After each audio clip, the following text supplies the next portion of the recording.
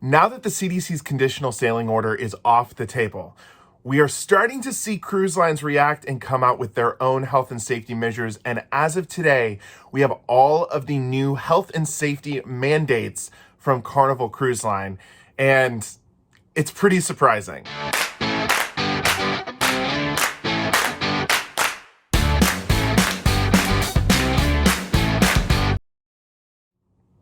Well, hello everyone. Thank you so much for joining us. If you're new to the channel, my name is Jordan, and you have stumbled upon the cruise YouTube channel that is JJ Cruise. We appreciate you clicking in and watching the video today. We're going to be talking all about Carnival Cruise Line's updated health and safety measures for the rest of 2022. But before we get into that, if you could do me a favor and hit that subscribe button. We are inching closer to our goal of 20,000 subscribers every single day, and we would love for you to be a part of the first 20K here for JJ Cruise. And of course, as always, if you could hit that like button if you like what you see here. We are doing our best to try and bring you the latest and greatest breaking news in the cruise industry. Things are still rapidly changing after the last 2 years, almost every single day with the cruise lines. And today, this is some pretty big information. Now let's go ahead and just jump into it. We are talking Carnival Cruise Line. I do just want to make sure that everyone understands this is for Carnival Cruise Line. This is not necessarily for Carnival Corporation. This is not for Princess Cruise Line or Holland America, though we may see those health and safety measures come out here in the coming days. This is a pretty exhaustive article from Carnival today, just talking about changes and updates in terms of their health and safety measures. Of course, when the CDC's guidance of the Conditional Sailing Order was in place, they had things that they were required to do and things that they had to adhere by in terms of what the CDC wanted to see the cruise lines doing. Now, the program has become voluntary, and we haven't seen what that program is going to actually be, but Carnival, regardless, has released what they are going to be doing, and I think it's going to be for the rest of this year. Now, the date is not super clear, but it does say in the article something about the vaccine exemption process is open and will be in place through December 31st, 2022. So I think that it's safe to say that these are going to be in place here for probably the rest of this year. I would not be too surprised. Now, I am going to be doing some reading. I've got my iPad here because this article was quite long, but I did break it down for you. We're going to be talking everything from vaccines to testing requirements to smoking in the casino, what's going on with that. So let's go ahead and just jump into it. So in terms of vaccines, Carnival is leaving the vaccine requirement in place. So those that are 12 and up must be fully vaccinated within 14 days of the sail date in order to sail on a cruise ship. Now, this is not different from what we've seen over the last year with Carnival. Since the restart in 2021, Carnival has been requiring passengers to be vaccinated. They've been trying to hit a 95% threshold, which means there is about 5% of exemptions. Now, this is what I am really surprised by. There is going to be an exemption process in place, but it says there will be very, very few exemptions that will be given out to unvaccinated passengers under the age of 12. So this means a couple of things. First off, this means that we are not seeing a vaccine requirement for children ages 5 and up, like Disney Cruise Line has implemented.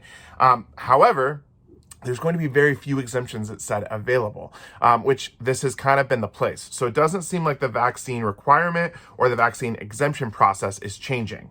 However, the testing protocol has been updated, and now Carnival is requiring a negative PCR test for everyone ages 2 and up between 72 hours and 24 hours of your sailing. Now, in the past, I know you could go and get an antigen test. There's been other tests that have been available for passengers, but this new article specifically states that a negative PCR test must be required. Then, if you are unvaccinated, if you are a child that has one of those exemptions, you then have to take an antigen test day of boarding. I know a lot of people were hoping that this testing requirement would be going away very soon.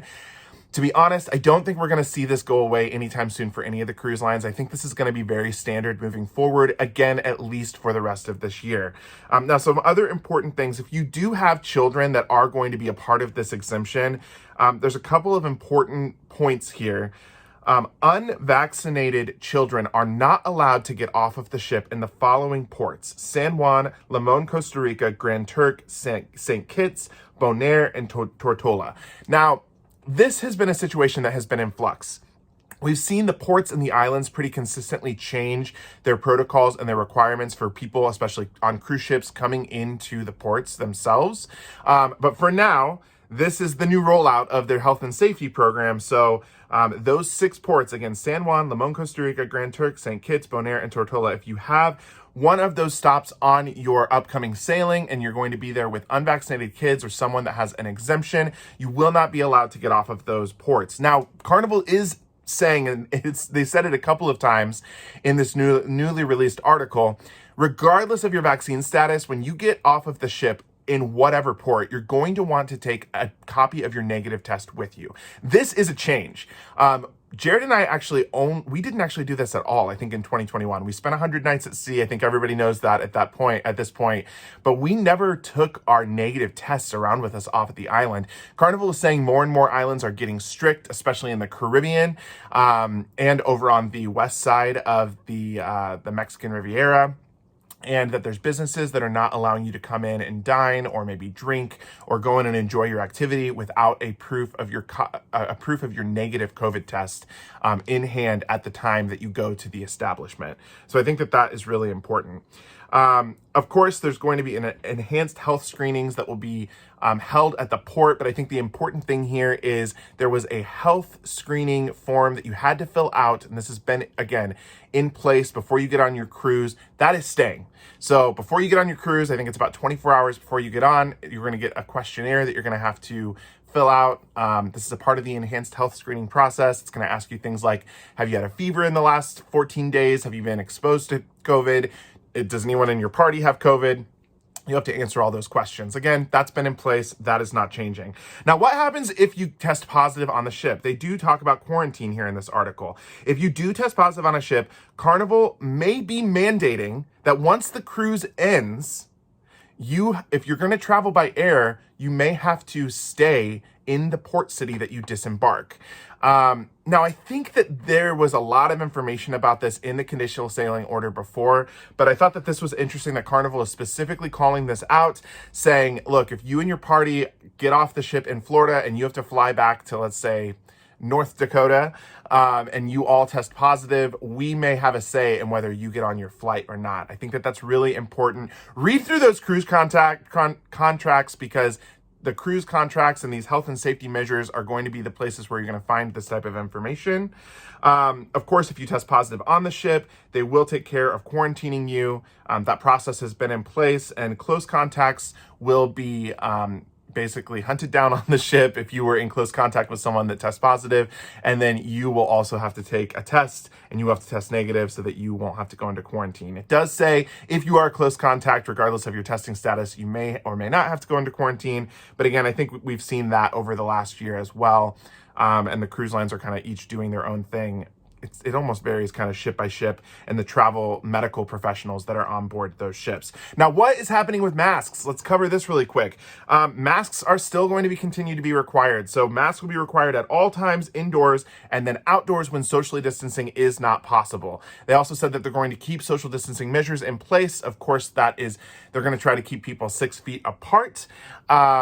So if you are going on a Carnival cruise here in the next several months, you can be expected that you will have to take a mask with you and continue to wear that on the ship. Carnival, of course, put this in place back in August or late July. So this has been something that has been pretty standard for those ships. I think masking is we're going to continue to see this across all cruise lines, but it is officially on the Carnival ships now here moving forward until the foreseeable future. What is happening with youth programs? Okay, youth programs will only be open, and we're talking Camp Ocean here, on a limited basis to fully vaccinated children ages 5 to 11. So while there is not a vaccine requirement for ages 5 and up, if you do want your children to be able to partake in Camp Ocean or drop them off for the day while mom and dad go and have a fun day at sea, those children will have to be fully vaccinated. So just know that if you've got those kiddos between the ages of 5 and 11 and they are not vaccinated and you are part of one of those exemptions, those kids will not be able to go to Camp Ocean.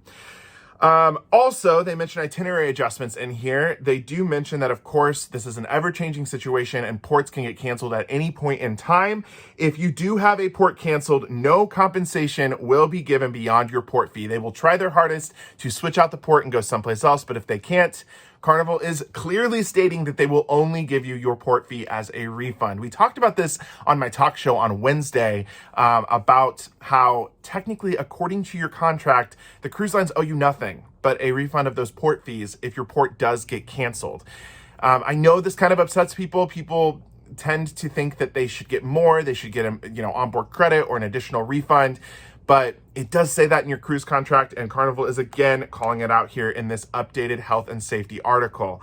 So just know, if you miss your port, don't expect much else other than a few bucks back from your port fees. Last but not least, I do want to talk about smoking in the casino. The smoking situation in the casino was recently taken off of all Carnival ships, meaning that if you are in the casino, you could not smoke. People were really looking forward to this coming back in February because that was kind of the date that Carnival had put out there. That was starting back on February 1st. They would allow smoking in their casinos again. That is no longer anymore. Smoking in the casinos is, again, something that is not happening for the foreseeable future. If you are a smoker and a gambler, just know you will not be able to smoke on Carnival Cruise Line ships moving forward.